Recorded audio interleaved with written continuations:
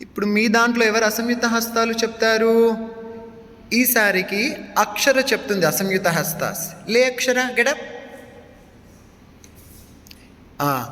అసంయుత హస్త స్టార్ట్ చేయి.